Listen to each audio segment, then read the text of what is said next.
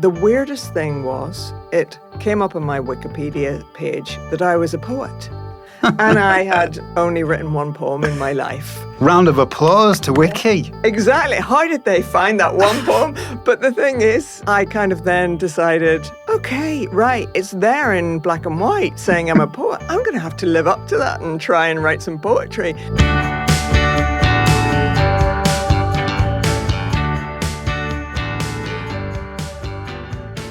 Hello, and welcome to Collected, the podcast about writing from the Royal Literary Fund. I'm Jonathan Tulloch, and I'm really excited to be talking to award-winning playwright, short story writer and poet, Rosemary Jenkinson. Hi, Jonathan. Great to see you. I've just arrived fresh off the plane from Paris. What? Yeah, I've been doing a writer's residency, so great to be here, but had a bit of an early start from Paris, as you can imagine. What time? 7:15, but I had to get 2 night buses to get the plane, buses. so it was like... And you're actually here? Yeah, you see, I'm so keen to talk to you. Well, yeah, I mean, to be honest, as a Cumbrian, I'm usually the person who's come the furthest, but I'm thinking, you come from Paris, and then before that, you're from Belfast? Yeah, I'm used to travelling. Yeah, planes, trains and automobiles, that's me. Yeah. So the way we usually start, Rosemary, is we talk about a newsworthy item, like in the world of the writers. And I thought, if you don't mind, if we could talk about the marching season. Yeah, it's a very topical subject. Every year, yes, it kind of raises its issues, and it's a sort of thorny, fiery subject. Yes, and I appreciate many of our listeners might actually not know much about it. Could you sort of explain a little bit about it? Yeah, the bonfire happens on the 11th night before the 12th of July parade. So it's not an Orange thing in itself, the bonfire. It's just a community-led thing. And it's basic Protestants. They light the fire because it was King Billy who basically beat King James and was the Protestant king. He lit fires all over Ireland to show him his way. So it's a very historical thing. So dating right back to 1690, these bonfires, and they're huge in Northern Ireland. Absolutely. I mean, towering infernos, really. Yeah. I don't know if you've seen one, but... I haven't actually seen it. I mean, I have been to Belfast, but do you have any personal memories of it, you know, from childhood or whatever? It just fascinates me because it must be such a huge event. I'm just thinking... Well, when I was growing up, it was a much smaller, it was kind of every street celebrated its own bonfire. So I do remember going a couple of times to a very small one. Also, I grew up in a more middle class area. You can probably tell by my accent a little bit. But so I've been going to bonfires probably for the past 15, 20 years, just to actually explore them because they're so fertile for writing. If you can think of a bacchanalian carnival, they're absolutely wild, usually teenage sex, drugs and drinks going on all through the night until it smoulders in the morning. Because one of the things, it's not like bonfire night here. They've always put sort of illegal tires in it, so they smoulder forever, and they're absolute toxic fumes. I'm not painting a very good picture, but it is a kind of, because it happens in July, it's a kind of midsummer's night festival, and you feel that real connection. And if you go up to Cave Hill, which overlooks Belfast, you can see all the fires all over Belfast, and it's kind of really impressive. You know, so there is beauty. There's total beauty in it as well. I get the sense you're picking on the bonfires more than the marches. Is that what you remember more? I prefer that. I suppose the big thing about marches is it's the noise. It's the blood and thunder of it. It kind of vibrates through your body. And it's so colourful. The bands are very colourful. But the problem is it is contentious because there are mixed areas which the bandsmen have followed, obviously in tradition for years, but there are more pressures on it and more contentiousness. And Yeah. So, I mean, things do change. There is agreement a lot more about where bands should go. But yeah, I mean, it is a spectacle. And the local community, again, it's a local community thing. They support their own, every community has their own band. So it's, yeah. I just remember, I'm a Catholic, but from England, and I can remember in Cumbria there were marches as well through Carlisle and places, and we were just told to not to go, basically. Is it something that does divide people? Yeah, very much so. I mean, I would say people from a Catholic perspective would say that it's intimidatory, the loudness, and it's deliberately so, whereas probably if you're from the Protestant side, you probably say, well, it's kind of more a local celebratory thing. So there are two irreconcilable views about it, yeah. But that's Northern Ireland. I mean, we're completely divided and culturally and politically. How does that feel, like coming from such a divided place? Yeah, it's kind of awkward, I suppose. I mean, I go to a lot of Irish language events and things like that. So, I mean, both communities have their total own identity, but a lot of people are still too kind of afraid to go over to the other side because, well, some people actually have a reason because maybe they're associated with a family that is notorious from troubled times or anything. But it's also a psychological blockage. You know, it's almost like two countries in one city, you know. I mean, and, well, I'm talking Belfast, but the whole of Northern Ireland, obviously. So, yeah, it's a complex place. And, yeah, often you don't know the little enclaves, you know, you don't know where you're walking into sometimes. Yeah. Yeah, I mean, I had a taste. I've got some distant relatives there. I went as a teenager and the army was a big presence. I remember we got stopped like 3 times in one night. So has that tailed off a bit? Oh, absolutely. Yeah. Very, very, yeah. Just sort of demonstrations, really, or anything, you would get the army. But yeah. It's much more, a much more normal society, certainly. Sectarian trouble does sometimes flare up during this summer season. And also it's the heat, which Northern Irish people don't go very well with. They go a bit mad, boogaloo, as they would say. And yeah, so there can be a bit of trouble. I'm glad I've asked you this because I know it's central to your writing, and we'll get to that later, this fascinating thing where you're trying to capture the stories from the Troubles before people go. So we'll get to that in a minute.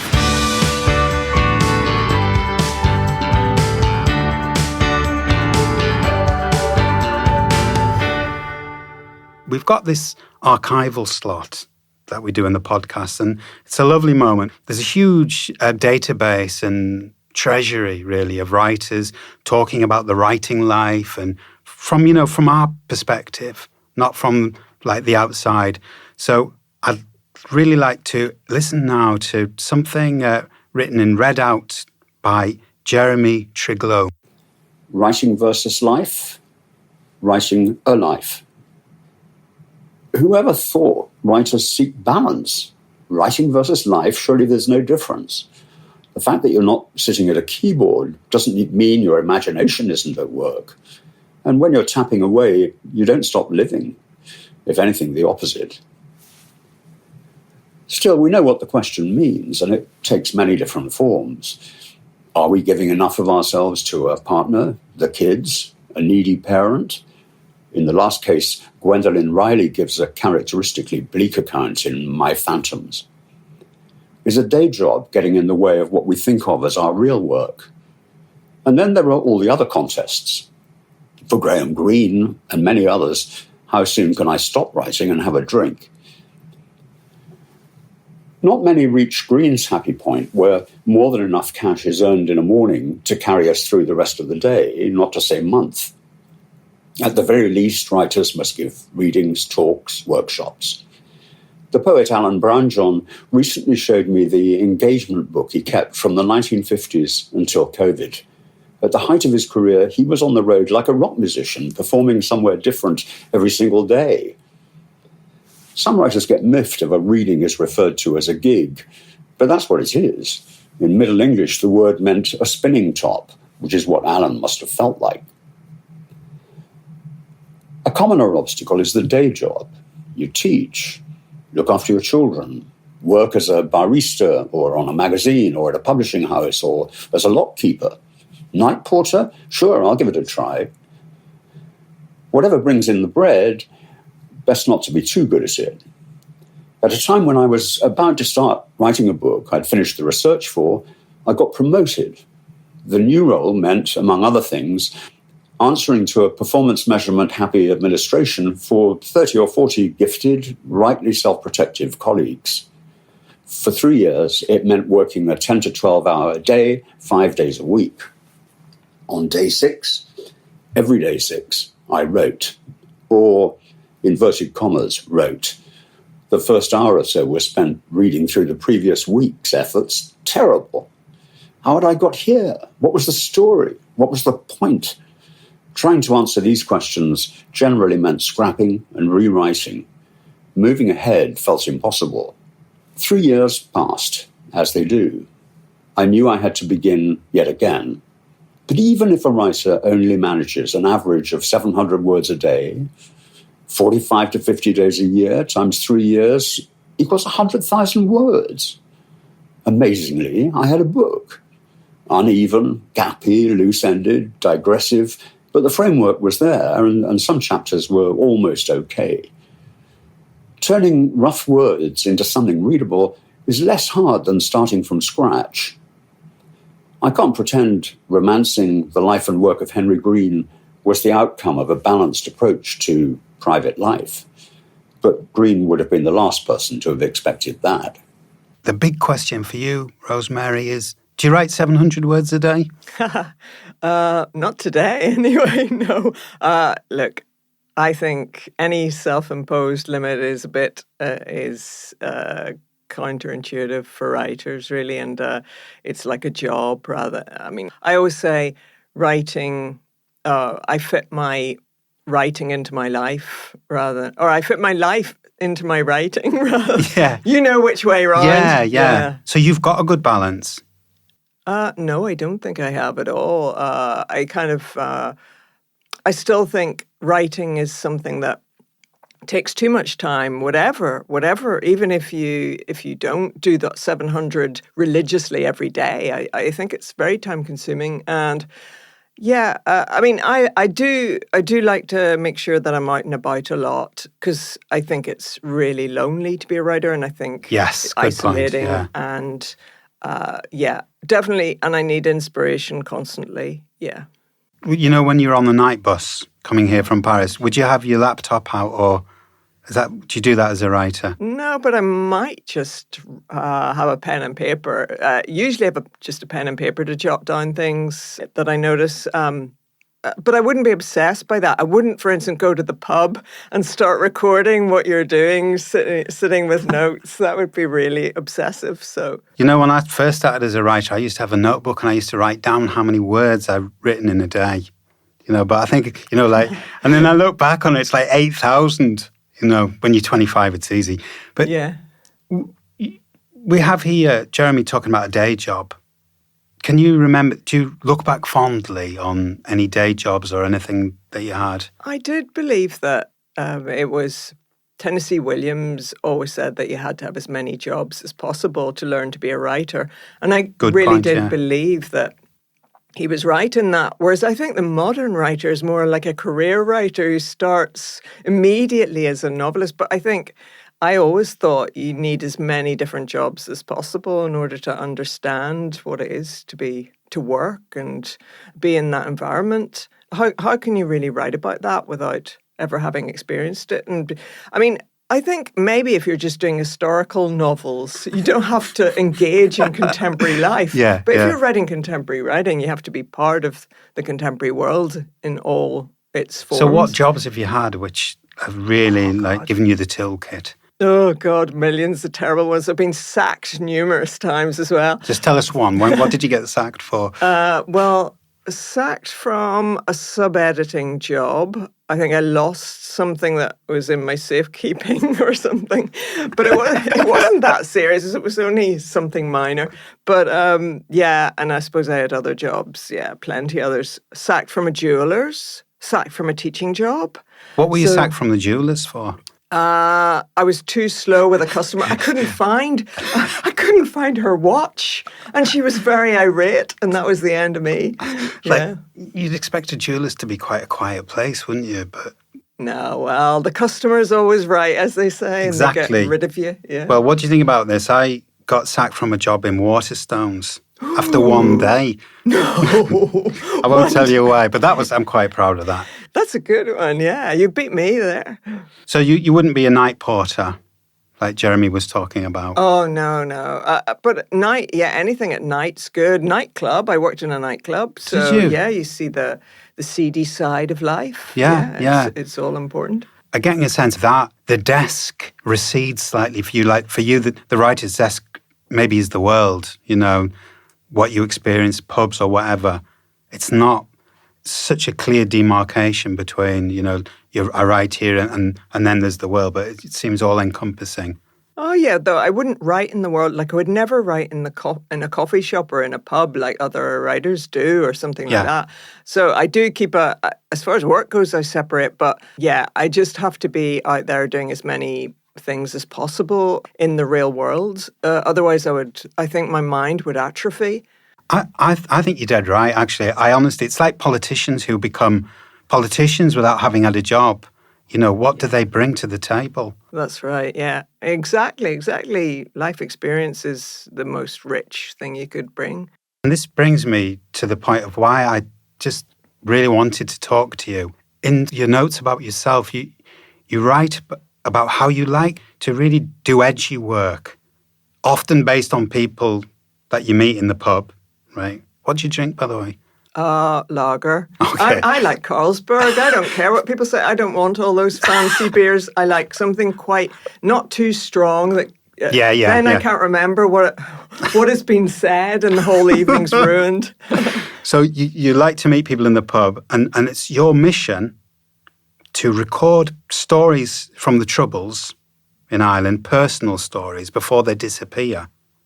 Yeah, well, yeah, that's very much the generation are dying off that way. I don't go round and sort of advertise that I'm doing this. Could you please come and bring your story? Yeah. But if you're in the pub enough in Belfast, there's always somebody who wants to tell their story. Yeah, particularly in Republican pubs, is that whole tradition of the hero and yeah. So yeah, very interesting it is. But sometimes I have said to people, yeah, would you tell me? I've met them and I said, let's go for coffee. Can you tell me your story? And some people have even offered them, themselves. So yeah, I have had a lot over the years, and yeah, that makes amazing fiction because it's about how they're haunted by the past. Because in Northern Ireland, you're never far from the past.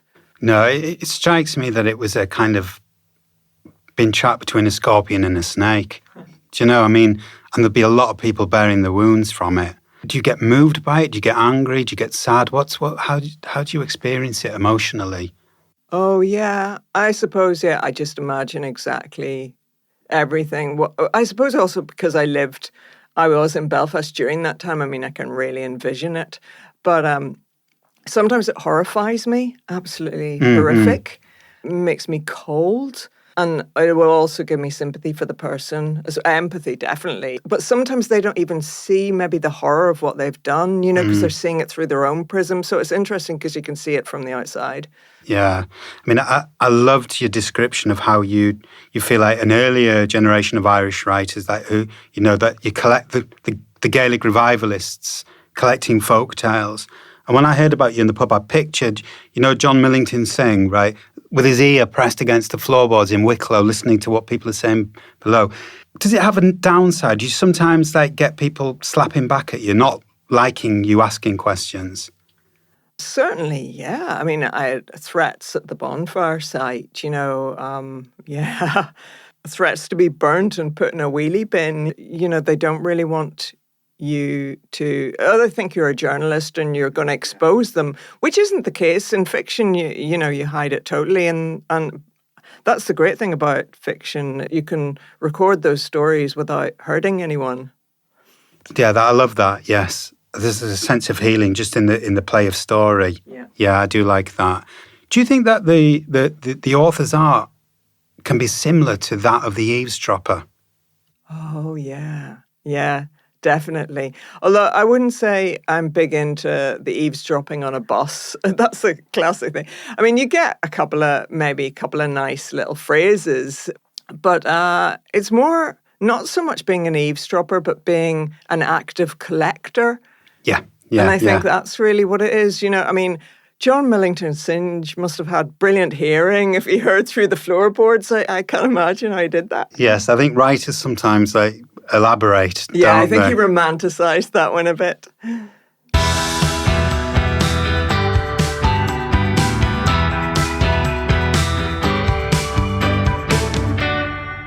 So we're going to have another archival slot. And this is really interesting. Just to dip into that, I was going to say smorgasbord, but that's the wrong word, isn't it? It's like a bran tub. Do you remember bran tubs where you have to go in and pick for some? Christmas. Yeah, right. So we'll put our hand in there and we'll pick out something really interesting by Sonia Falero. And Sonia is also a host for these series of podcasts. So this will be interesting to hear. Sonia Falero, Turning Point. Some years ago, I was invited to interview a famous novelist in Jaipur. While I was early into my career, the novelist was already the acclaimed author of multiple volumes, including my personal favourite, a family saga that was recently made into a BBC drama. In publicity material, our interview was billed as a highlight of the Jaipur Literature Festival, which is held every year in the fabled Pink City. The festival venue was decorated with gorgeously elaborate tents. There was live music, sweet tea, and pop-up restaurants. As always, at this particular festival, there was also the possibility of bumping into someone like Oprah or the latest Nobel Prize winner. I was delighted to have been offered this opportunity, and also, I must admit, slightly overwhelmed. A few days before we were to meet, I dropped the novelist an email, asking if there was anything in particular that he'd like to focus on. No, he replied, let's keep the conversation fresh by not discussing it in advance. He did have one request. Could I please ask the organizer to have a bottle of very good red wine available for the interview? On the morning of the interview, I arrived to find the outdoor event space thronging with people. The misty cold hadn't deterred the novelist's fans, who huddled in happy anticipation under the heavy woolen coats they'd pulled over crisp saris and sharp suits. Almost everyone seemed to have brought along their favourite book by the author, no doubt hoping to get it signed. The novelist had a reputation for being a tough guest. He had probably attended hundreds of festivals and answered many of the same questions over and over. But that morning he was engaged and friendly. We talked about his reputation for being a solitary person. But I like my friends, he said. They call me a gregarious hermit. Then, in response to another question, he said something that stuck with me. No one owes you anything, he told me. No one owes you their time, opinion, or attention. They simply don't. The novelist's statement, which may well have been a throwaway on his part, got me thinking. My writing life was divided into two parts.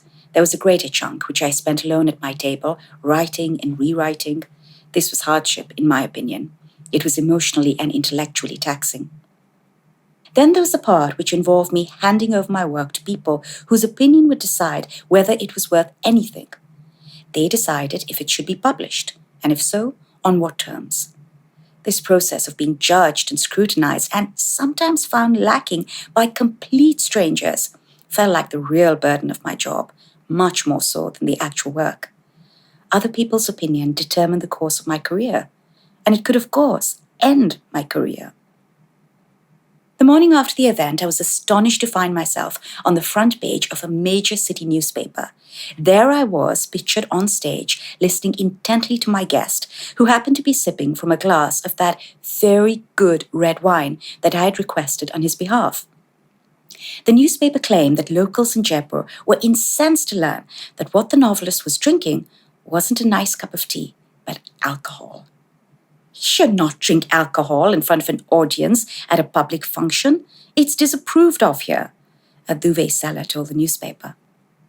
The paper said that city writers, who they didn't name, were also upset and had demanded that the state government take action. By action, I assumed they meant getting the police involved, although no laws were broken. The affair was laughable.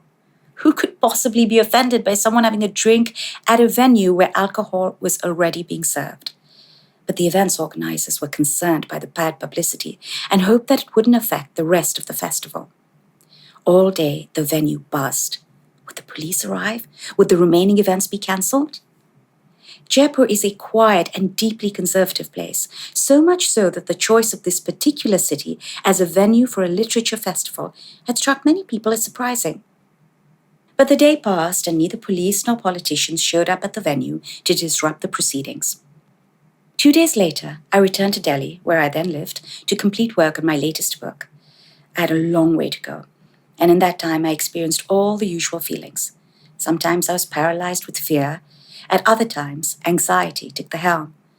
More often, words simply didn't come. I stared at my screen for what seemed like hours, ruminating on the full range of self-defeating questions, such as, what if my agent refused to sell this manuscript because they knew no one wanted it? Or, what if they did submit it, but never heard back from anyone? At times like these, it helped me to remember the novelist's very wise words. No one owes you anything. These words were a turning point in my career. They liberated me. If other people didn't owe me anything, why would I give them any power over my work? Surely the only person whose opinion mattered was mine. So if I wanted to write, I should. And if other people disagreed or didn't take the time to engage, so be it. I would continue to do what I loved best. Rosemary, do you agree? No one owes you anything? Yeah, I mean, nobody is generally. I think even if Sally Rooney or anyone doesn't publish another novel, nobody cares. And that is the fundamental thing. Nobody owes you anything. Nobody cares really about you. You have to make people care about you and keep reminding them that you exist. Yes, indeed, we all have to do that. Do you think that's part of the writer's thing, reminding people that we exist? Yeah, absolutely. I mean, I kind of try to produce as much work as I can in as many different fields as I can to try and keep garnering as much attention as I can, yeah. That is one thing that's very interesting about you. It's the breadth of your output. Award-winning plays, short stories, poetry. Where does each one live in you? Well, I probably started with writing short stories first. And then I realized through the short story writing that I liked writing dialogue. So I think they progress really. And the weirdest thing was it came up on my Wikipedia page that I was a poet.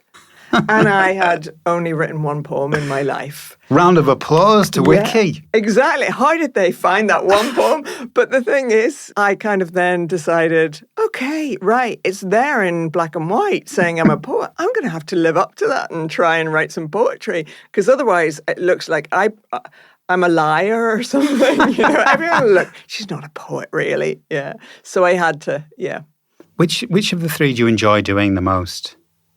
Oh, that's really hard. But I would probably guess dialogue because it's probably the easiest once you get into an imaginary conversation, because conversation is this most simplest form which we all, live through every day. Yeah, it's the most intimate to us, isn't it? Yeah. What are you writing at the moment? What form or what idea? It's a horrible question. Do you know, I work on probably 3 different medium in within a month. So, yeah, it could be novels or short stories or, anything. Even journal, like I write essays also because that is a completely different... All right. It's like exercising your mind, isn't it? It's like if you were an athlete, you wouldn't just be doing one form of exercise. True. So that's how I think of myself, a writing gymnast. I love that in the piece about this bottle of red wine seems to figure large. Whoever this great writer was, they wanted a bottle of wine. If you were like, a megastar like this guy and you had an event, what would your one request be? the one thing you wanted on the table I with think you. alcohol would be a great one because I do think it totally loosens the reading. Yeah, absolutely. I always liked Bukowski, who had his vodka and orange, but then it didn't look like alcohol, you see, so he wouldn't have had that in India. He could have gone to India and had it, they'd have just thought he was drinking orange. So I think that's craftier. I like that. But yeah, I'd have a pint of Carlsberg sitting on the table. In the piece, it says about how she felt overwhelmed by, having to do this big event, interviewing someone. What overwhelms you in the sort of the writer's world? Certainly not. I'm never starstruck when it comes to big writers because I don't think they're any better than me, except just maybe they've had a better break. So that's my view on that. So I think overwhelms me. Yeah, I mean, I absolutely hate sending out manuscripts and not hearing back from them. That just totally...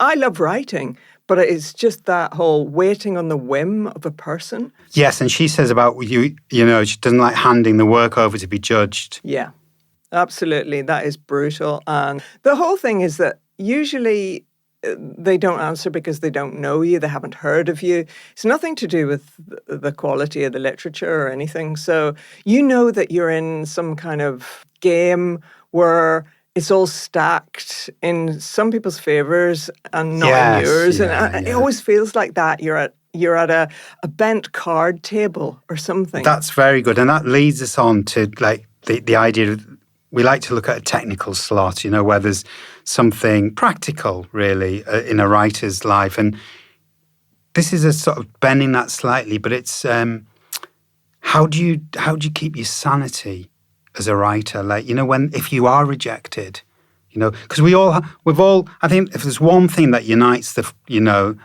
country of writers, it's you've got to have been rejected. That's the passport. Yeah. How do you cope with that?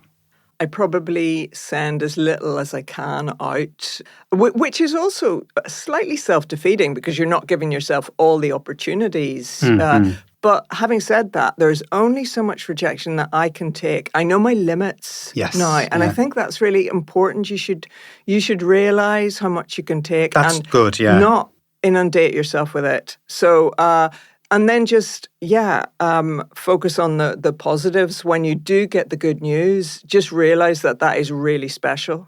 That's important advice, isn't it? Just every time there's a cake on the table, really relish it. I agree. At the same time, you were right. You talked about the ability to laugh at your own unobtainable literary dreams. What were those literary dreams, if you don't mind?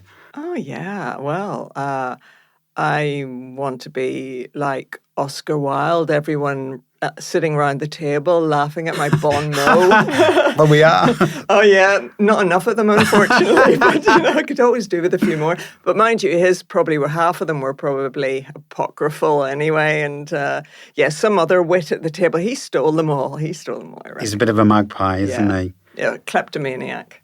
I think you've touched on something really, important and defending yourself, because we do have our literary heroes that we wish we were. I would have loved to have been Thomas Hardy, right?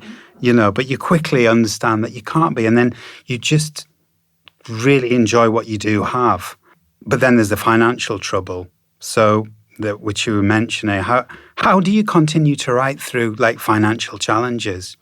Yeah, well, I suppose I also think of so many starving writers in the garret, and I realise that Oscar Wilde died impecunious, So, you just have to realise that most of them did, and they were always bumming off people. Look at F. Scott Fitzgerald, Hemingway. They were just handouts all the time.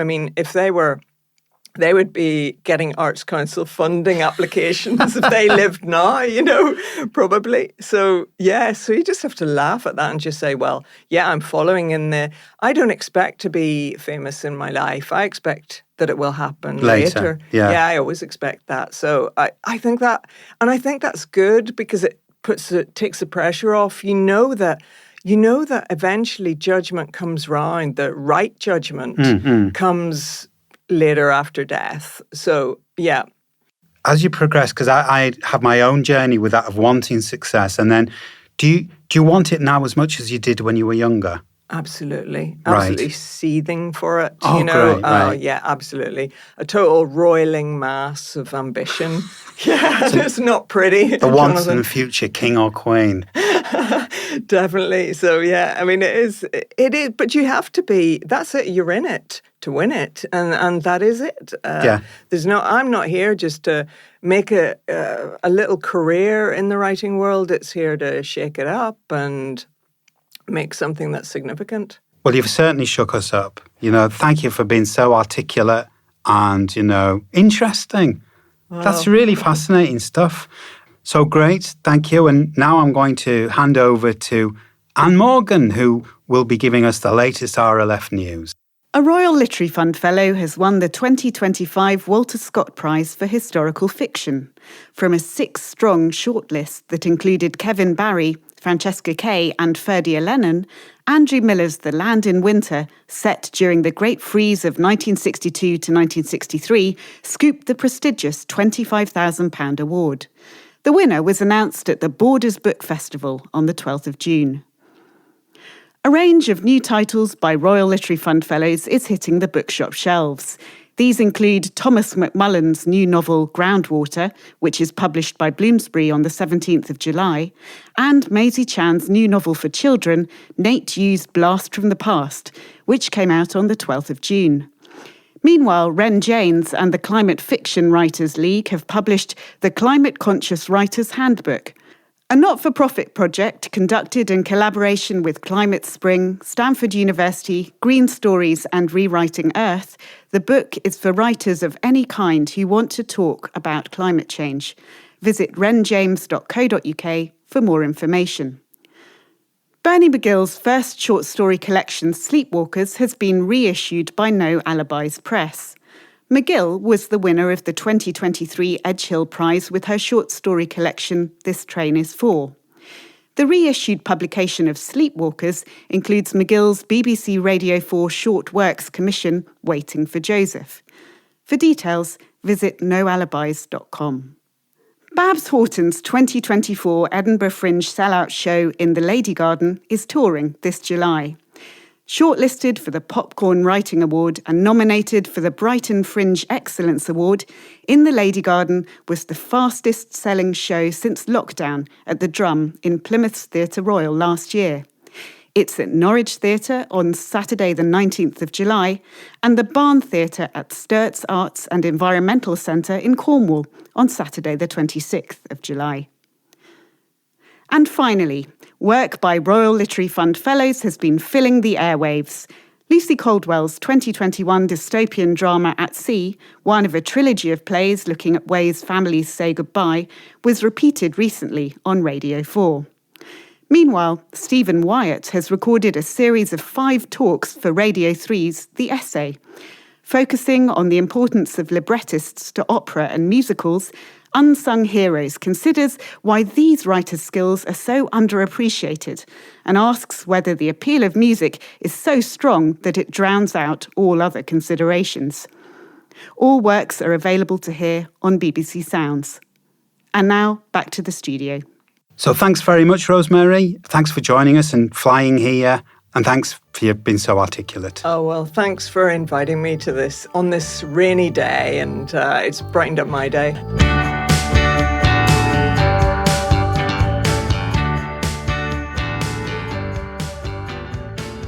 You've been listening to Collected, the podcast about writing from the Royal Literary Fund. If you'd like to share any comments or questions, please use the hashtag RLFCollected on our social media channels. The music was composed by Andy Glenn. There was research by Nicola Baldwin and post-production by James Robertson. Our producer was Anne Morgan.